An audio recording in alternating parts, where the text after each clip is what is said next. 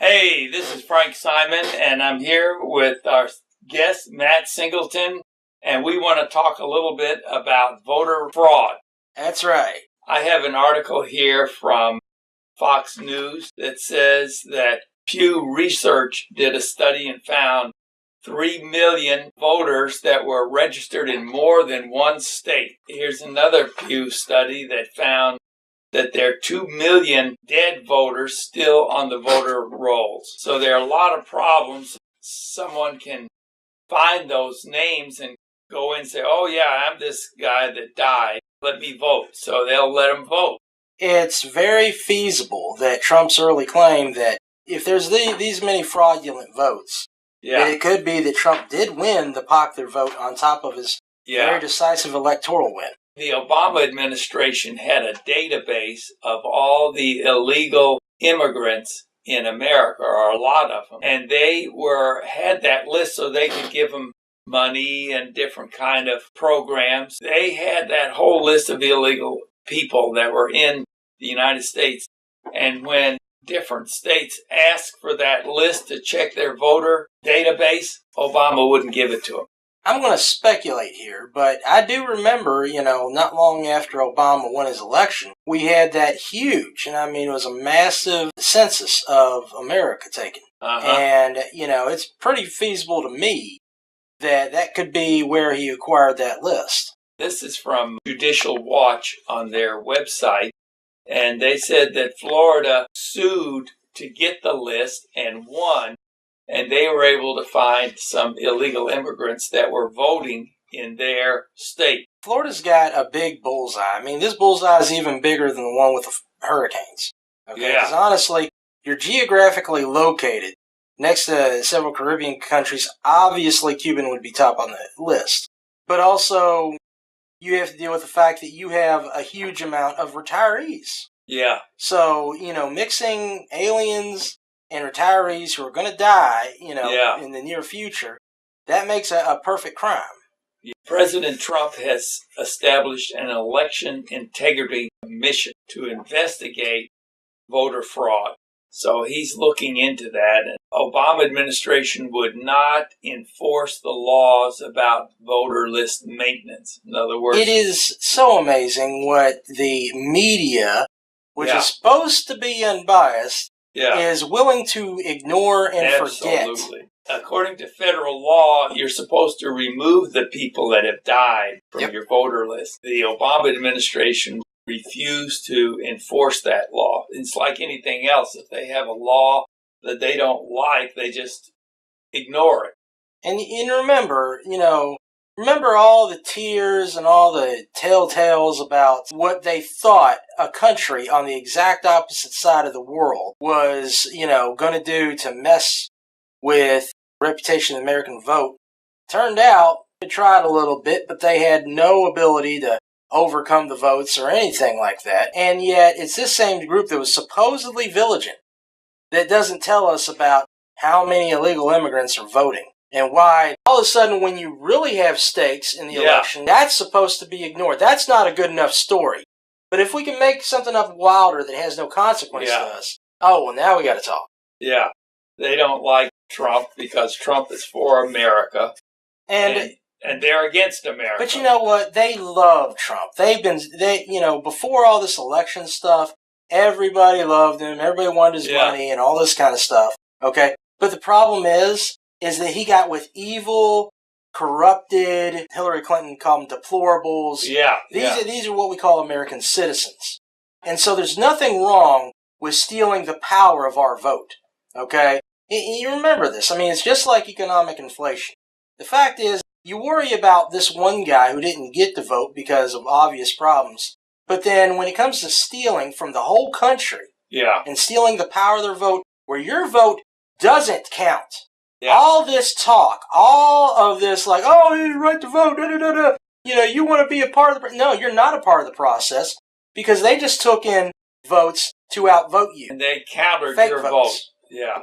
Fake news doesn't report the fake votes. Well, now, if you want to call in and give your opinion about this, the number to call is 571-0970. 571 888-210-9770.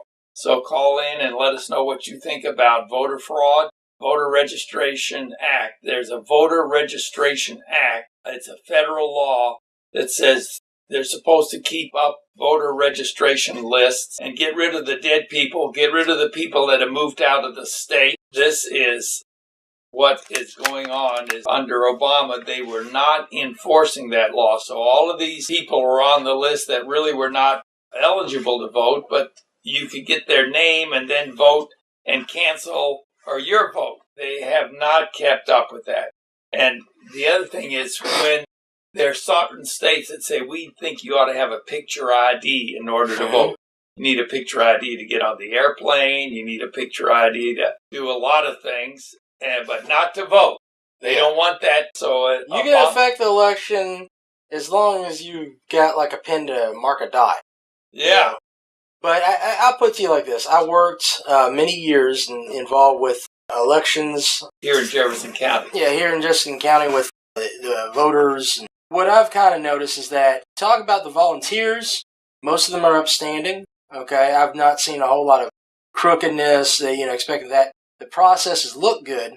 But the problem is somewhere along the way, and I worked since the Obama election in 2008, somewhere along the way, there was a new rule.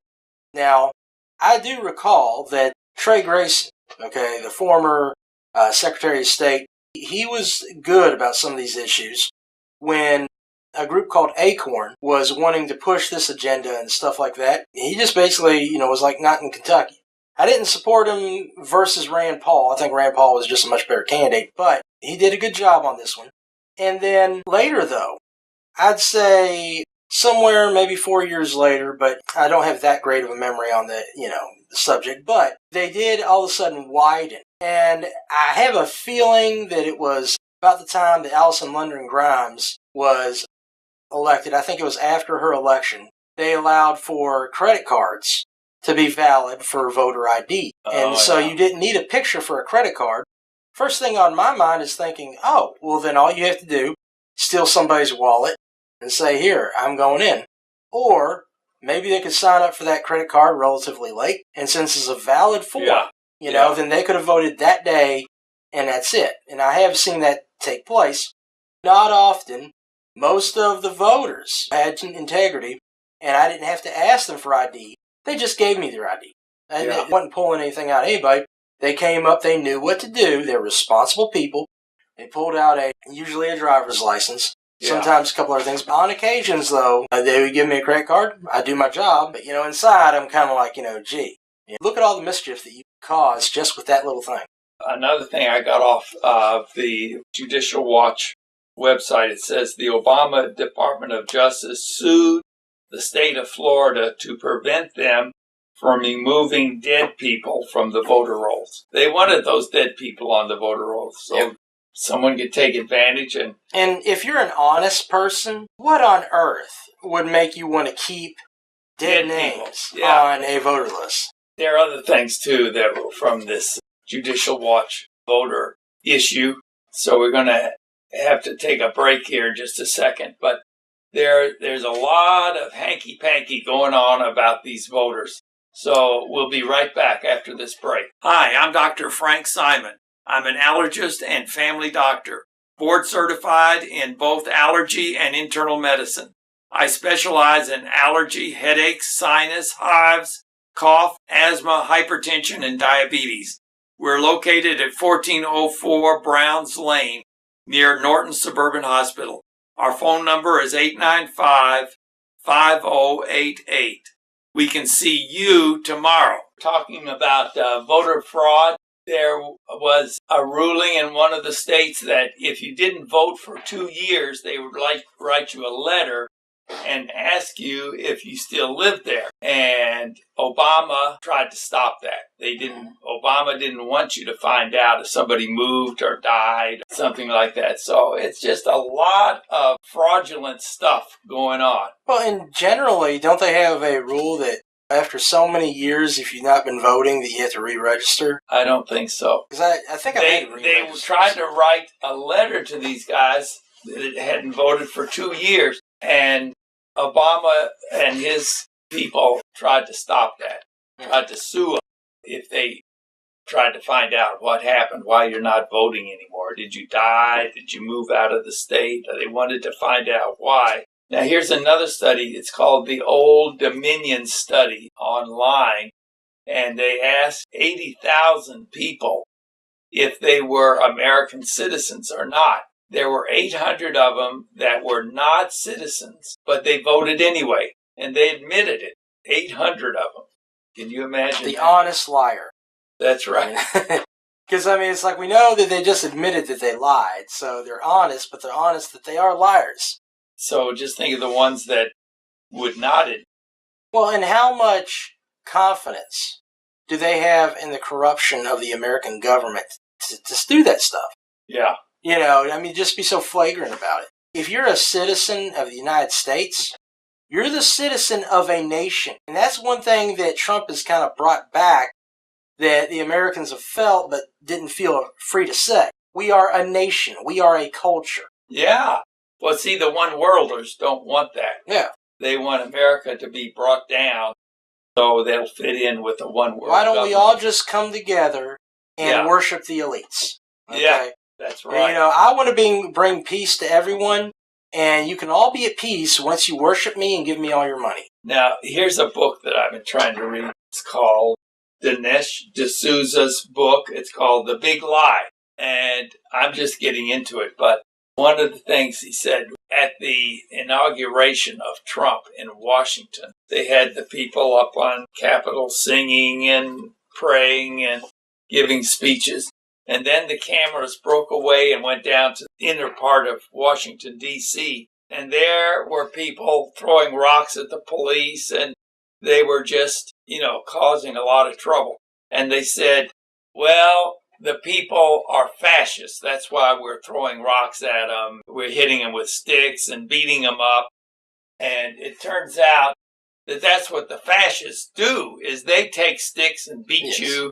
If you do something they don't like, they just take a stick and hit you with it or throw a rock at you. So one of the points that he makes is these left-wingers are accusing average citizens of being fascists. They encourage the destruction of America. Yeah. They encourage the genocide of people who come truly from the American nation. Yeah. We have no idea what our real history is because of all this propaganda by people who we pay to govern us, even though these people are out to destroy us. That's right. And they have destroyed our culture. They have destroyed our history. They have destroyed our religion. They have destroyed our economy. They're anti-God and they're anti-America. And they're making up all these excuses. Well, I want to take a baseball bat and hit you with it because basically I don't like what you're saying, or I don't like you, or I don't like the way you comb your hair. I don't like anything. So I'm going to take this baseball bat and smash you with it. And there's a lot that's involved with here. There's a lot of brainwashing. There's a lot of horrible role models. Yeah. I mean, in older America, the citizens would have just beat the snot out of these guys as soon as they started hitting somebody with a stick and then did a citizen's arrest. Yeah. And they would have been put to rest. They're not going to tolerate insurrection. And I know a lot of people have not even been taught what that means anymore. Well, they want to say, if you say something like down at Berkeley, they had the people come to speak. Well, if they didn't like the person, then they would throw rocks and burn buildings and turn cars over and break things.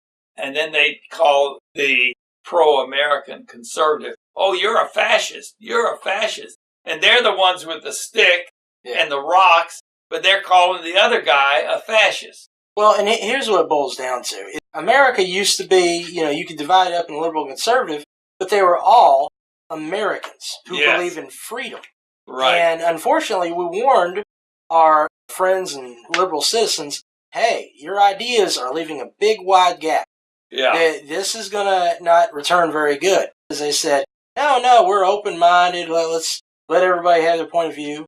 Well, tyrants started coming in, and liberal turned over into something called left. Progressive. Or communist, but, you know, and that's the direction they're going. what happened is that you went from this open-mindedness to this control. Right. And this control, I mean, I'll put it to you like this.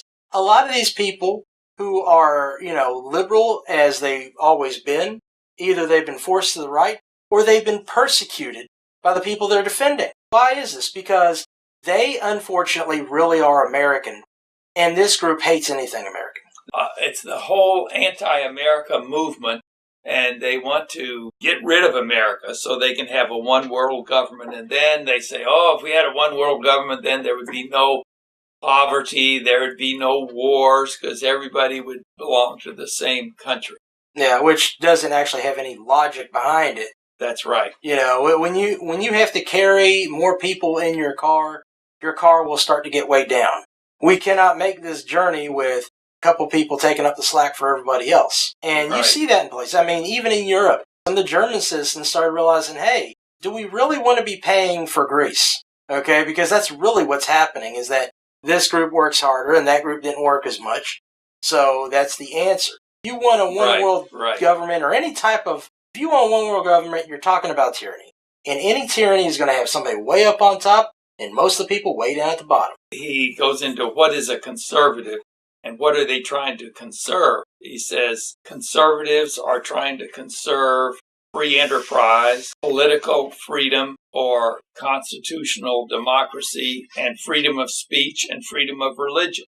Okay, well, they don't want you to have freedom of speech. You have to say what they want, or here comes the baseball bat, or they're going to burn your car or throw a rock at you and smash you in the head. So that's kind of what it boils down to. You got people who are freedom-loving, America-loving, want to work and just be responsible citizens. The other guys say, oh, no, I want to hit you with a baseball bat. They're violent. After we get done with this topic, I want to tell you about some research I've been doing that kind of deals with our ethnic and national origins and stuff like that and what has made us unique.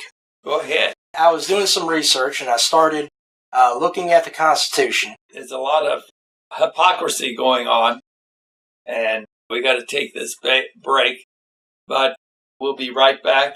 Okay, we're back. It seems that a lot of the violence that's going on in America is from the left-wingers. They don't want you around, and if you don't agree with what they want you to believe, then they're going to attack you violently. Now, basically, I've been doing some research, and this is like somewhat more theological, but I discovered a lot of politicalness to it as well. I found out, and I'm trying to remember where I found it, from Wall Builders, but they gave a really interesting argument, talked about the Seventh Amendment. A lot of times we get so focused on the First or the Second Amendment, we forget there's a lot of other Bill of Rights. Guaranteed when it comes to court, they would acknowledge the common law, and that the common law would not be changed. Now, when we talk about common law, today we would say like American common law, and I think there was a guy, I believe his name was William E. Gladstone. I don't remember Gladstone specifically, but he talked about the biblical basis of our laws. Well, the American common law is a direct descendant of the British common law. British common law is a direct descendant of Saxon law.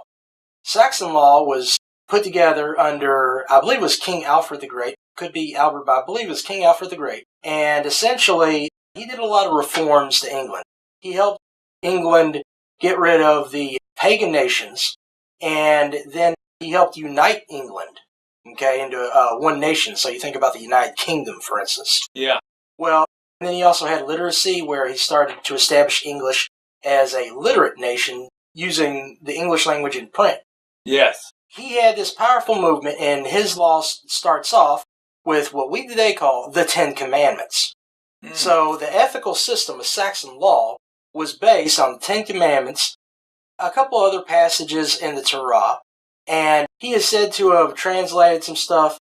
The most popular theologian, also, he may have done it too, though, the Venerable Bede. Why did they have such an ability to push forward this Christian England? Well, because according to the Venerable Bede, that King Lucius in the 2nd century had been the first king to pronounce Christianity as the religion of the land. This was before the Nicene Creed was established, so this was the first ever Christian nation, and they had so much popularity with this early church. Now, let me tell you this. not only was the first bishop a guy named Aristobulus, who was a disciple of Paul, but also a famous Bible figure, was the first missionary, and he was a missionary in, according to this, in Glastonbury, England. His name was Joseph of Arimathea, the very man who sold his tomb to, maybe not, he donated his tomb to the Lord Jesus Christ, took him off the cross, had access to his blood, his flesh, knew that this guy had died, knew that this guy was missing from his tomb. Yes. Okay? Yes. And there's huge amounts of folk tales about it, but more importantly, new archaeological evidence has shown this. So this was descending a people who's donated their culture and their lives to Christ, and extends to us today in America. If people had been talking about this amendment when all this stuff happened about traditional marriage and all that stuff, because the 9th Amendment declares that the 8 amendments, the Bill of Rights, are not to be altered. Okay? So in other words, our understanding of right and wrong were always based off of Judeo-Christian America, always based off of the Bible. And so this is a people that came from God, and they even started to have understandings of rights, which we would never have. You know, the fact that we have an issue about murder, you know, that you can't just go kill anybody because, oh, they stole, so I just kill them right off the bat. You know, all of these morals and stuff have affected us and created 2 of the greatest empires ever. Okay? This is a winning combination and a winning culture, and today they are set out to destroy everything that has been put forth. Absolutely. Absolutely. They just want to get rid of America, bring in more and more terrorists, bring in more and more illegal immigrants, make you and me pay for them. Mm-hmm. And they're trying to bankrupt the country by bringing in all these immigrants. And, of course, they take jobs that Americans have, and they take their jobs and their work. And so it's just a bad situation. Well, and if you look at the history, and, of course, I always keep on recommending DVD that we were passing out a couple of years ago, Agenda, Grinding America Down. It seems like a very simple idea and a simple plan to destroy the nation so that once it is broken, they can completely take it over. Left must not be tolerant of the intolerant. This is part of this book. So it's the whole idea that the left says, well, we're going to call you a fascist, and then we're going to become violent and burn something or break windows. But really, they're the ones that are acting like fascists. Yeah. And they're doing it because they don't want your freedom of speech. And the miracles that have happened in Kentucky in the last year. I remember when Steve Bashir, got on there and acted like he cared about marriage or something because he knew that he was trying to get all these dim-witted Democrats to believe that he was a godly man because his dad was a preacher.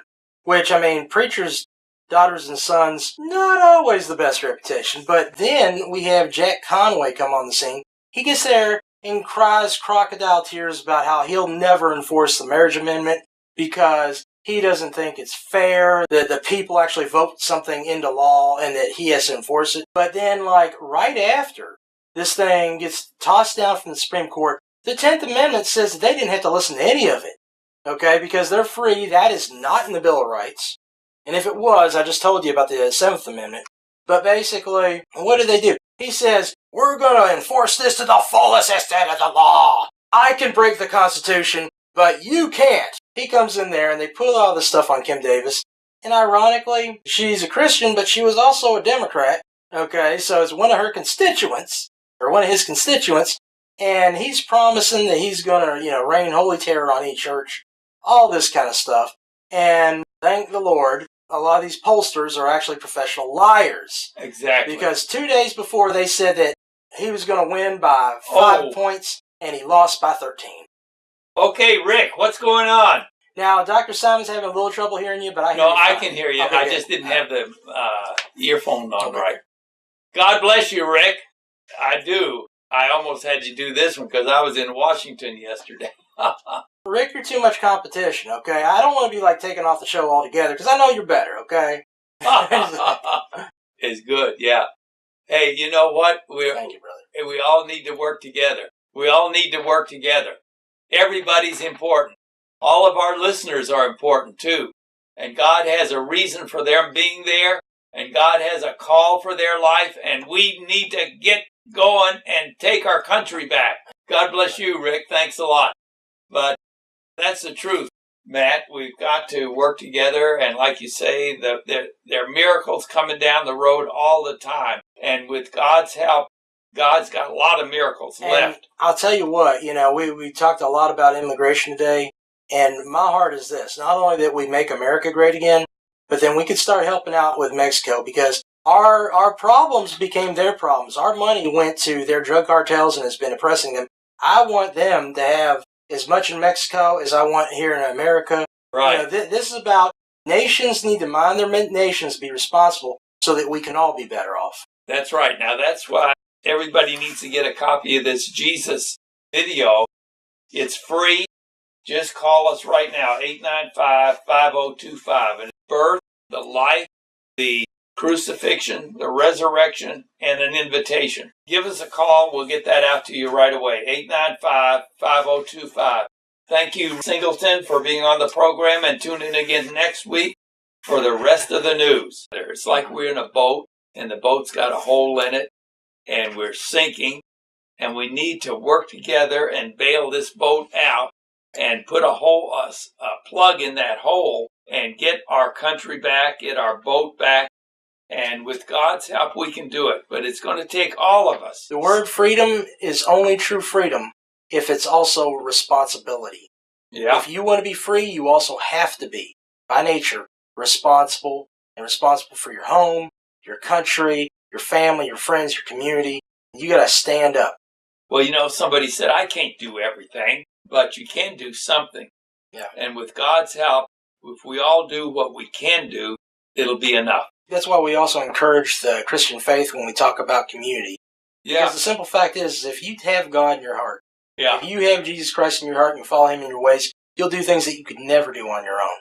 The power of faith can move mountains. What is that one where I can do all things through Christ who strengthens me? Yeah. He's got that power. If you tap into Him, we'll do things that you could never heard of before. That's why we had a generation that stood up to the most violent men in the world and basically conquered the evil armies of this world, yeah, and won freedom for the globe, yeah, in World War II. That's right. Because it was the power of Christ that was compelling us. Call that number right now, 895-5025, and there'll be an answering machine, and you just leave your name, phone number, and address, and if you can, leave your email, because we'll send you emails about the important issues that are going on in Washington right now, and we'll send them to you in an email. So call that number right now. Get your bumper stickers, your Jesus video. We can turn this thing around. I was talking about miracles. I think of Kim Davis. Now, here's a lady that was put in jail because of her faith in God. The judge said, well, you have to approve all these things, homosexual marriage, or else we're going to put you in jail. So they put him in jail. Next day, there were 10,000 people at the jail standing up for Kim Davis. Their same people are here today, and